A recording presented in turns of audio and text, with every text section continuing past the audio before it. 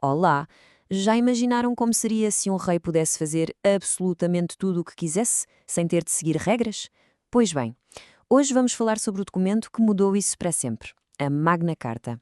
Foi basicamente o momento em que se disse a um rei pela primeira vez: atenção, tu também tens de obedecer à lei. Esta era a grande questão na Inglaterra, lá no início do século XIII.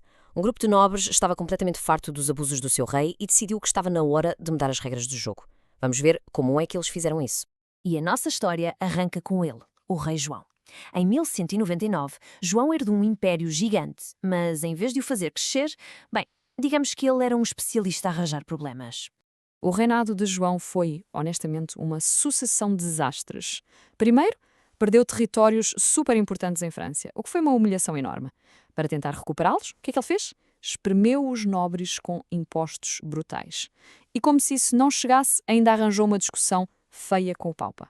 Claramente, não era o rei mais popular da altura.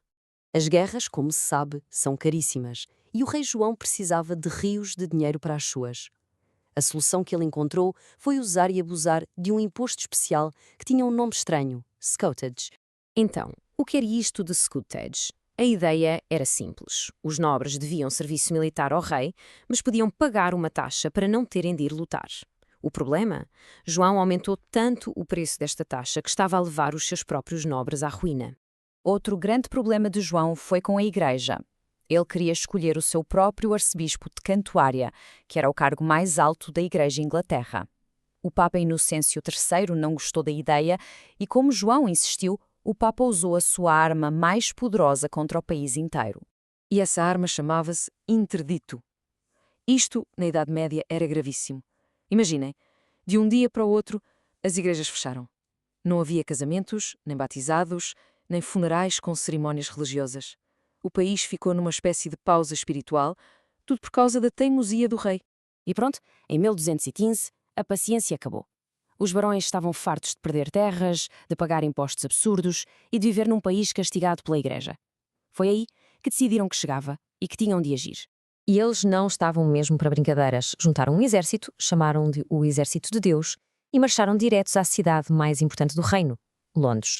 Tomaram a capital e, de repente, o rei João ficou encurralado, sem outra opção a não ser negociar. E é aqui que chegamos ao momento-chave. Um rei contra a parede, obrigado a encontrar-se com os nobres que se revoltaram contra ele para tentar evitar uma guerra civil total. Esta é uma daquelas datas para fixar 15 de junho de 1215.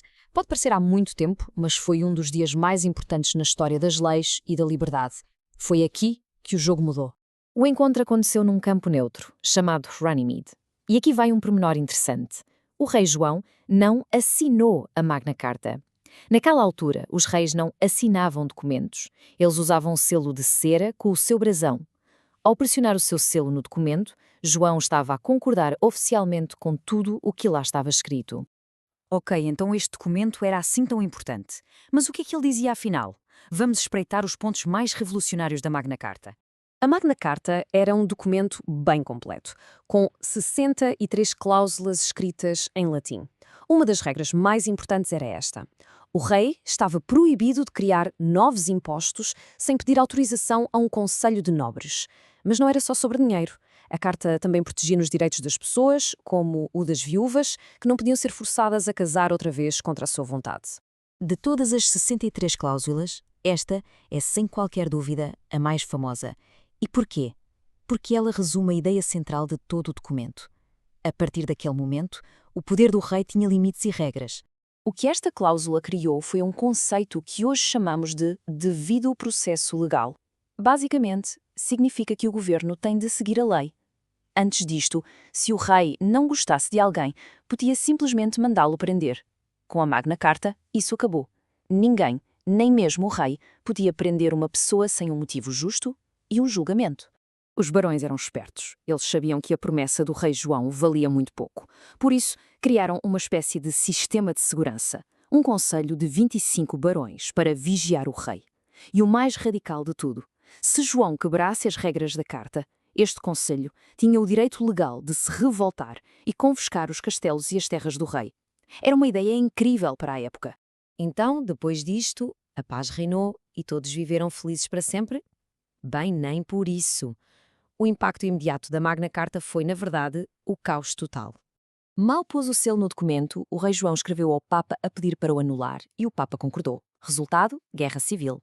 A paz que a Carta prometia transformou-se numa batalha brutal. Ironicamente, o que salvou a Magna Carta foi a morte súbita do rei João um ano depois.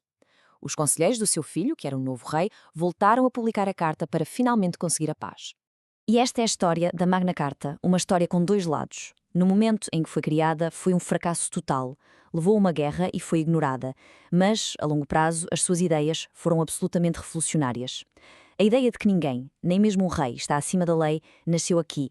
E é este o seu verdadeiro legado. A Magna Carta foi só o ponto de partida, mas a sua ideia principal serviu de inspiração para documentos em todo o mundo, incluindo coisas tão importantes como a Constituição dos Estados Unidos.